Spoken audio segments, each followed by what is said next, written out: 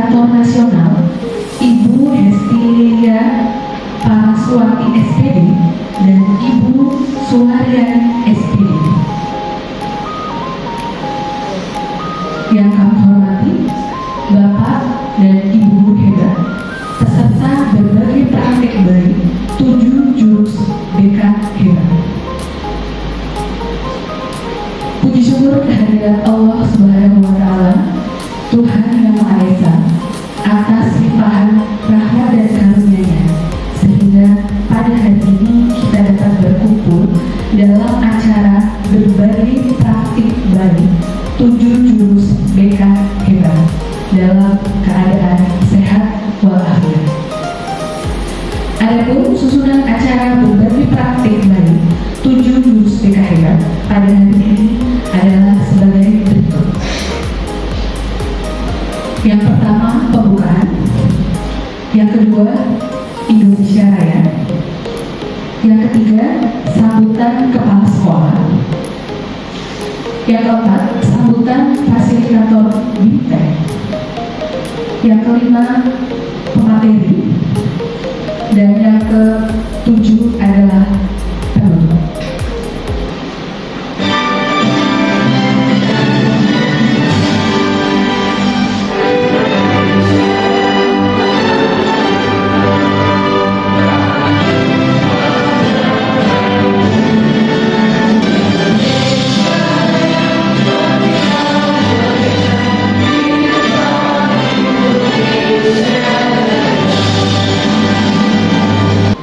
Yang kami hormati Fasilitator Nasional Ibu Hestilia dan Ibu Suharyani.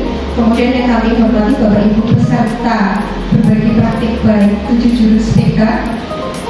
Beberapa poin yang saya sampaikan siang ini, yang pertama permohonan maaf Bapak Kepala Sekolah tidak bisa hadir karena dinas luar. Kemudian mohon maaf kondisi sekolah yang sedang kurang rapi di Purun Sewu.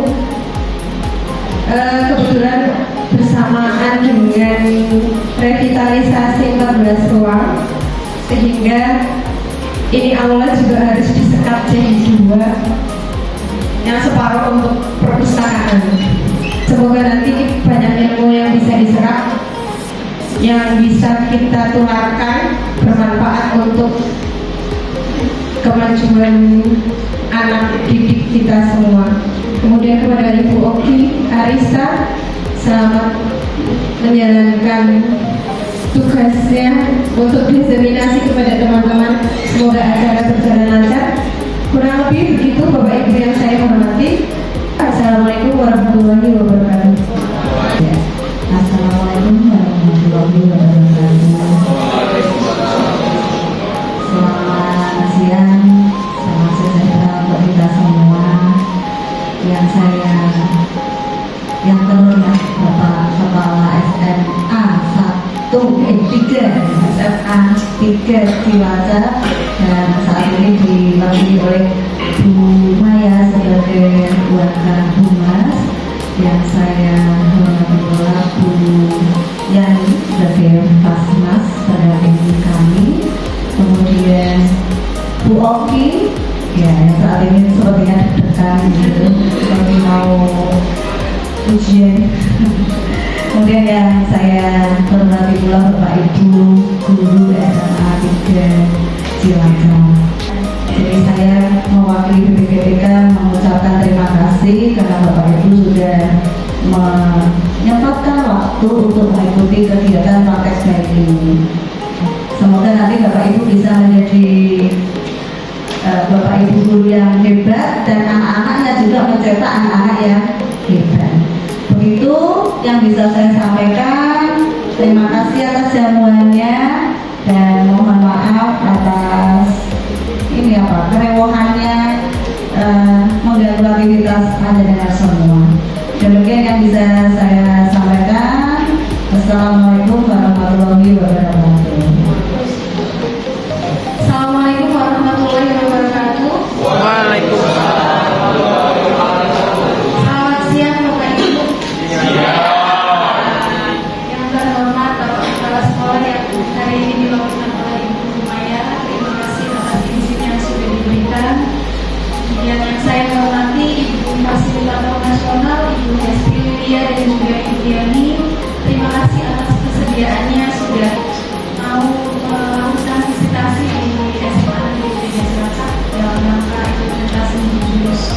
BK Hebat, dan juga yang saya hormati Bapak Ibu Guru SMA Negeri 3 Cilacap. Terima kasih atas kesediaannya sudah mau saya berikan baik pada Bapak Ibu. Terus saya mungkin Bapak Ibu, mohon maaf ini saya berdiri di depan, bukan berarti saya menggurui Bapak Ibu ya. Di sini saya juga sedang belajar Bapak Ibu. Kita belajar bersama nih Bapak Ibu. Nah, Bapak Ibu, saya membagikan 7 jurus ini ada tujuannya nih Bapak Ibu. Yang pertama untuk mengenalkan 7 jurus BK Hebat kepada Bapak Ibu guru agar memahami makna dan manfaatnya dalam mendampingi murid. Yang kedua untuk menguatkan pemahaman guru bahwa 7 jurus BK Hebat bukan hanya milik guru BK, tetapi juga nilai-nilai yang bisa ditemukan oleh semua guru. Yang keempat, yang ketiga mendorong perubahan praktik pendidikan dari sekedar mengajar menjadi menemani bertumbuh dan juga menghadirkan peserta didik. Yang selanjutnya berbagi cerita antusiasme murid dalam mempelajari 7 jurus BK Hebat. Asal muasal 7 jurus BK Hebat itu karena di latar belakangnya dengan kondisi murid-murid kita saat ini yang butuh pendampingan secara mental juga, tetapi karena keterbatasan guru BK yang tidak sepadan dengan jumlah murid, kemudian akhirnya muncullah guru wali. Dan guru wali ini kan tidak memiliki dasar-dasar kebekaan di Bapak Ibu, makanya muncullah 7 jurus BK Hebat ini untuk menjadi bekal Bapak Ibu untuk mendampingi murid-murid kita. Nah, apa saja sih 7 jurus BK Hebat itu? Yang pertama, jurus yang pertama adalah jurus kenali potensi. Ini untuk mengetahui bakat, minat peserta didik. Selain itu juga agar peserta didik juga tahu potensi yang dia miliki, bakat dan minat yang dia miliki. Terus kemudian yang terakhir jurus ketujuh yaitu menata situasi. Kita harus bisa menciptakan lingkungan belajar yang aman, yang nyaman dan juga menggembirakan untuk murid-murid kita.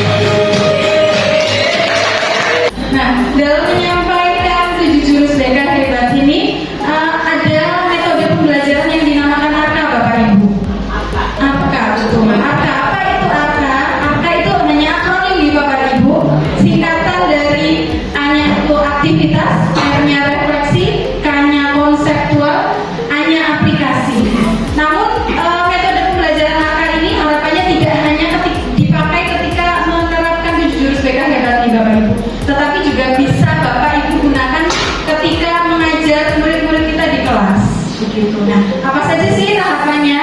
Hanya itu aktivitas. Apa yang bisa kita lakukan di tahap aktivitas Bapak Ibu? Kita bisa mengajak murid untuk beraktivitas terlebih dahulu, bisa secara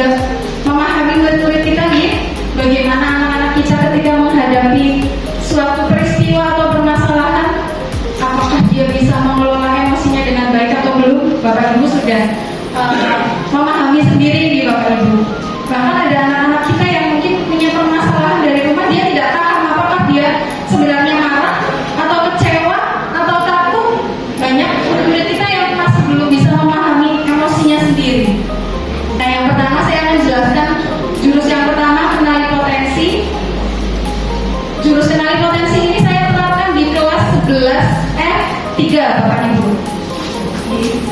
Saya menerapkan jurus ini tetap dengan menggunakan metode AK tadi Bapak Ibu. Di tahap aktivitas saya meminta murid-murid untuk mengerjakan tes asesmen kecerdasan majemuk, gaya belajar dan juga perencanaan karir. Ini asesmennya melalui website Bapak Ibu, akupintar.id. Bapak Ibu juga nanti kalau misalkan mau mencoba untuk mengukur kemampuan diri sendiri juga boleh Bapak Ibu. Terus kemudian aktivitas yang selanjutnya yang dilakukan murid-murid adalah membaca hasil dan deskripsi yang tertulis pada hasil tes kecerdasan majemuk, gaya belajar dan juga tes perencanaan karir. Nah, ini yang saya minta kepada anak-anak untuk dilakukan nih Bapak Ibu. Nah, ini dokumentasinya ketika saya melaksanakan aktivitas. Anak-anak mengerjakan hasil tes asesmen. Nah, ini hasilnya Bapak Ibu. Hasil anak-anak ini saya ambil sampling nih Bapak Ibu. Ini untuk tes kecerdasan majemuk, anak-anak mendapatkan atau murid-murid mendapatkan hasil logis matematis Bapak Ibu. Terus untuk gaya belajarnya ini mendapatkan hasil kinestetik. Terus kemudian untuk minat jurusannya ada di investigatif sosial. Hasilnya seperti ini Bapak Ibu. Hasil tesnya. Di sini ada deskripsinya juga. Jadi bisa memahami investigatif sosial itu maksudnya seperti apa, kinestetik itu seperti apa. Murid-murid itu bisa membaca. Terus kemudian selanjutnya di tahap refleksi, saya melakukan refleksi dengan meminta murid-murid untuk melakukan diskusi Bapak Ibu dengan teman-teman. Saya minta mereka untuk berkelompok sesuai dengan hasil tes yang mereka dapatkan. Terus kemudian di tahap aplikasi, saya meminta murid-murid untuk membuat perencanaan karir ekstrakurikuler yang cocok dengan hasil tes mereka, gitu. Terus kemudian saya juga meminta mereka untuk membuat perencanaan karir masa depan, profesi yang sesuai yang relevan dengan hasil tes mereka juga. Nah, ini hasil asesmennya Bapak Ibu. Mungkin Bapak Ibu juga bisa menyesuaikan nanti di kelas nih Bapak Ibu dengan hasil tes asesmennya. Rata-rata murid kelas 11 F3 itu memiliki kecerdasan logis matematis hampir 50% Bapak Ibu. Kemudian gaya belajarnya ini mayoritas kinestetik. Jadi Bapak Ibu nanti bisa menyesuaikan di gaya belajar di kelas 11 F3. Anak-anak ini suka yang bergerak langsung atau yang suka praktek langsung. Jadi nanti mungkin Bapak Ibu ketika mengajar bisa menyesuaikan. Terus kemudian minat jurusannya ini paling tinggi ada di realistik, pekerjaan-pekerjaan yang nyata di Bapak Ibu. Kayak di teknik kayak gitu, teknisi begitu, yang nyata, terlihat nyata begitu. Terus untuk jurus 2-nya saya menyampaikan tentang kelola emosi. Saya sampaikan di kelas 11 F1. Untuk di tahap aktivitasnya saya melakukan permainan kertas emosi Bapak Ibu. Permainannya seperti apa? Ya, seperti ini Bapak Ibu. Jadi saya memberikan kertas kepada setiap murid satu kertas. Kemudian saya membacakan sebuah cerita. Tetapi saya meminta murid-murid untuk merespon cerita saya ketika murid-murid merasakan senang. Saya minta murid-murid untuk mengusap kertasnya atau diurus. Kalau merasa kesal, saya minta anak-anak murid-murid untuk melemas. Kalau marah, silakan boleh dirobek. Saya minta seperti itu kepada murid-murid. Dan proses itu dilanjutkan sampai ceritanya selesai. Nah, ini ketika aktivitas Bapak Ibu, saya membacakan cerita, murid-murid memberikan respon di kertas yang sudah saya berikan.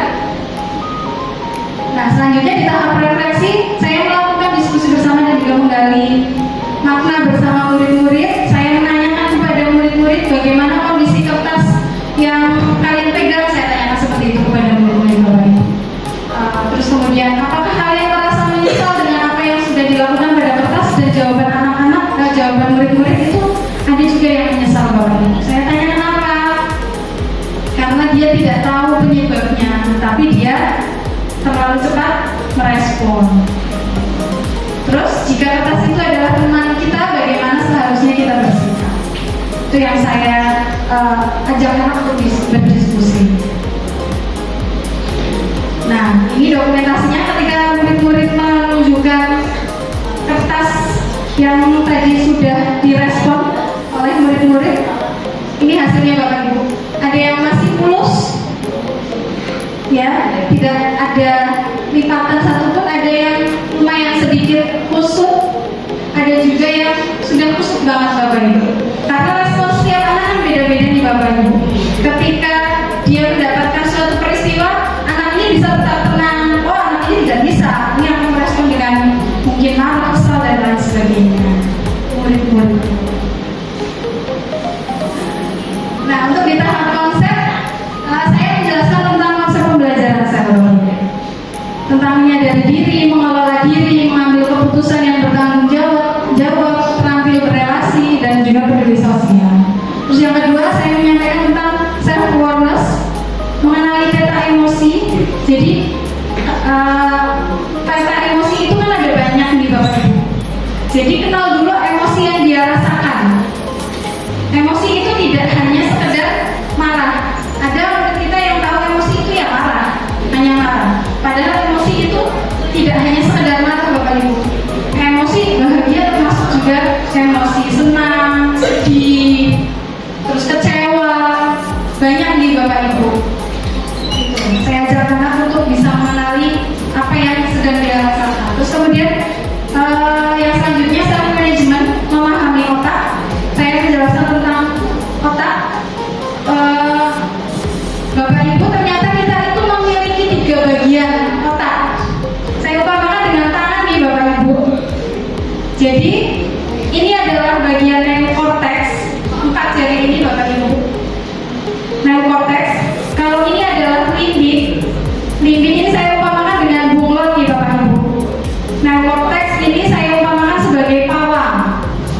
Terus kemudian yang ini adalah otak reptil atau reptilian brain.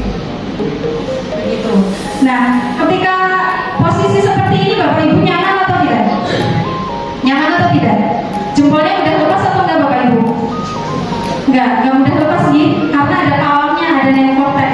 Neokortex ini sebagai logika Bapak Ibu. Sedangkan limbik itu sebagai perasaan, makanya kita umpamakan sebagai bunglon. Begitu. Dan untuk otak reptil kita umpamakan sebagai dinosaurus gitu Bapak Ibu. Ketika kondisi kita seperti ini kondisi aman Bapak Ibu, green zone, ya. Tapi ketika kita mendapatkan suatu peristiwa yang mungkin membuat kita tidak nyaman, yang akhirnya bisa membuat logika kita lepas, yang akhirnya mengendalikan adalah apa Bapak Ibu? Jempol. Gikulan Bapak Ibu, atau limbik, perasaan yang akan mengendalikan. Sedangkan kalau perasaan yang mengendalikan bagaimana Bapak Ibu? Udah berubah kan nih? Iya. Nah, kalau perasaan ini lepas juga, yang akan mengendalikan apa Bapak Ibu? Dinosaurusnya akan lepas Bapak Ibu.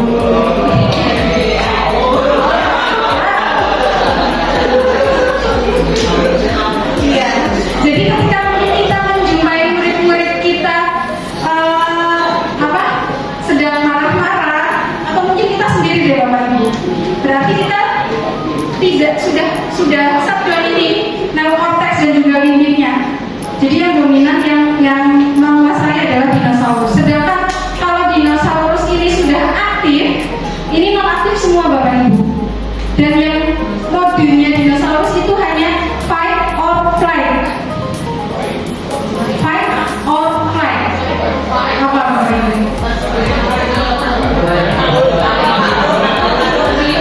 Bertarung, ya. Jadi tempur atau kabur.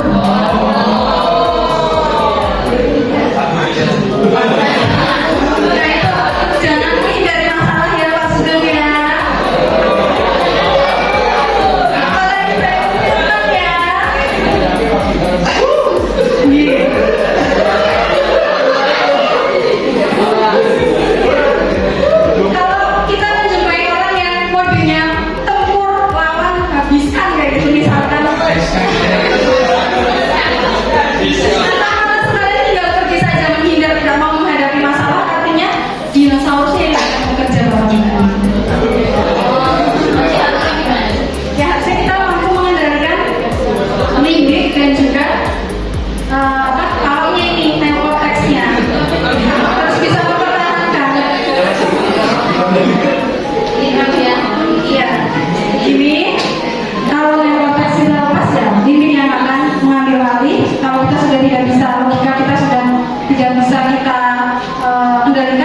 limit yang akan atau perasaan yang akan kami lagi. Ini lepas juga Deus dan dinosaurus yang akan bereaksi.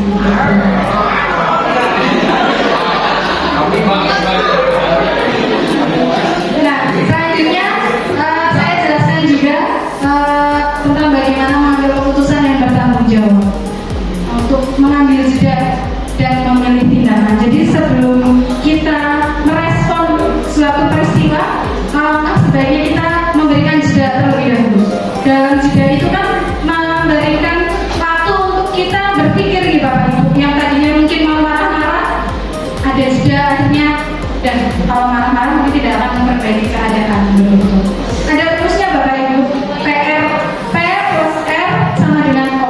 P-nya itu peristiwa, R-nya itu respon, sama dengan O-nya itu hanya itu output Bapak Ibu. Begitu. Jadi kalau kita menerima peristiwa yang negatif, kalau kita memberikan respon yang negatif juga, kira-kira negatif dengan negatif akan menghasilkan apa Bapak Ibu?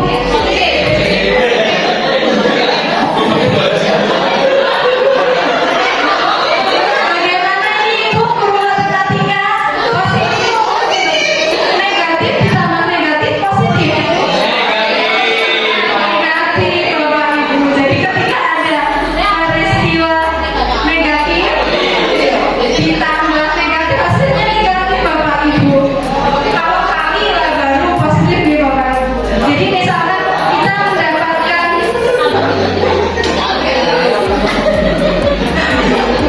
jadi ketika kita mendapatkan peristiwa yang negatif, misalkan kita taruhlah negatif itu 3, minus 3, ditambah respon kita juga sama, minus 3, hasilnya sudah pasti minus 6. Jadi berbahaya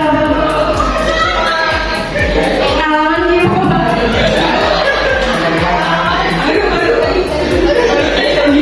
Tapi kalau peristiwa yang kita dapatkan negatif, misalkan sama-sama minus 3, tapi kita memberikan respon yang positif, katakanlah minus 5, hasilnya walaupun mungkin masih kecil, lebih kecil daripada iya, tapi paling tidak hasilnya positif.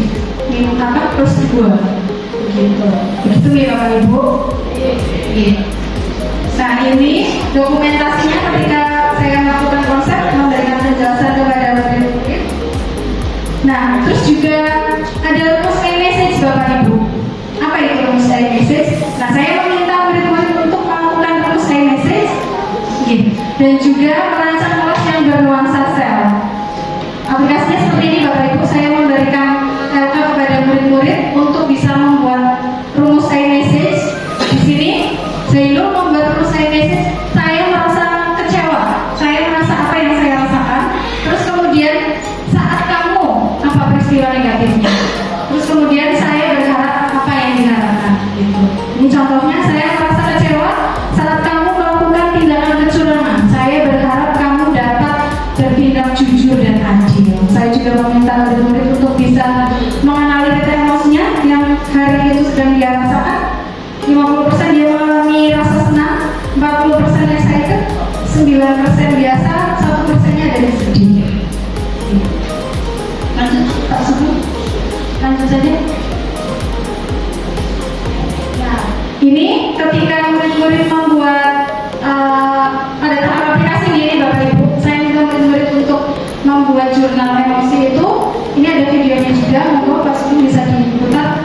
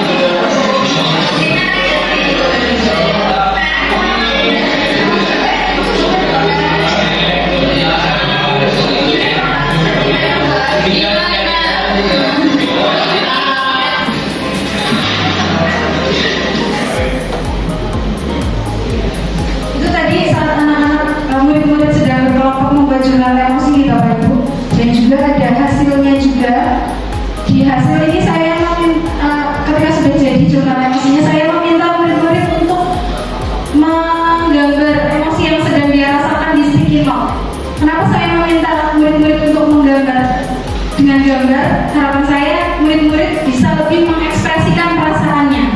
Ada videonya.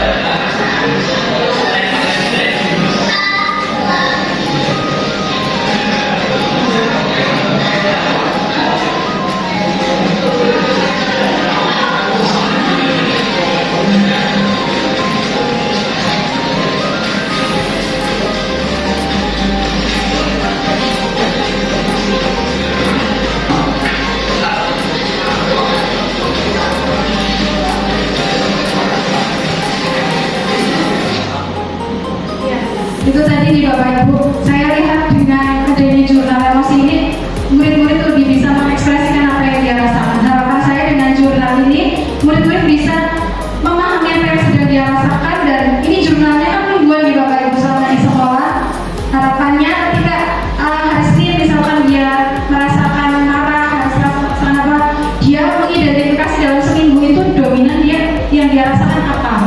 Harapannya dia bisa mengidentifikasi kenapa kok misalkan dia dominan marah di Bapak Ibu, kenapa kok saya minggu ini kok akhir-akhir ini kok sering marah, apa penyebabnya, dia bisa mengidentifikasi begitu nih Bapak Ibu.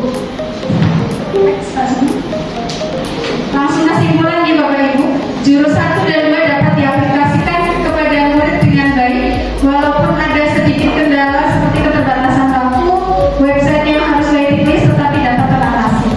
Ketika saya mengaplikasikan asesmen tadi, ada kendala, Bapak Ibu harus waiting list sekitar 2 atau 3 menit Bapak Ibu, tapi bisa teratasi. Terus kemudian dengan metode pembelajaran Parka dapat menciptakan pembelajaran yang aktif dan juga menyenangkan.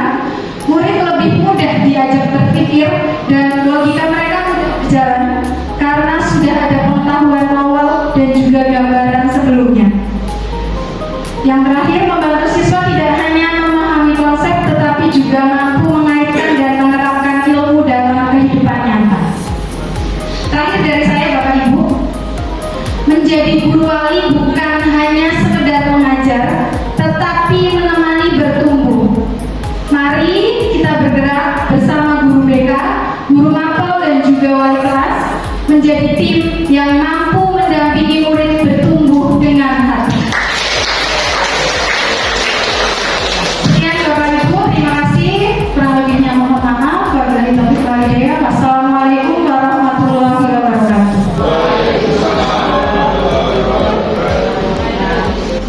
Baik, terima kasih kepada Ibu Oki Arista SPD yang sudah saya beri ilmunya. Bagaimana Bapak Ibu sudah ingat tuh jurus hebatnya tadi ya? Nanti bisa dipraktikkan bersama-sama. Oke. Baik, hadirin yang kami hormati, kini kita telah sampai di penghujung acara. Marilah kita tutup acara berbagi praktik dari 7 jurus BK hebat ini dengan membaca hamdalah bagi yang agama Muslim dan yang Muslim mensunnah. Alhamdulillah. Baik, kami selaku pembawa acara mengucapkan terima kasih atas kehadiran dan partisipasi Bapak Ibu dan seluruh hadirin. Kami mohon maaf yang setulus-tulusnya apabila dalam memandu acara ini jalannya ada kesalahan dan perbuatan yang kurang berkenan di hati. Baik, wassalamualaikum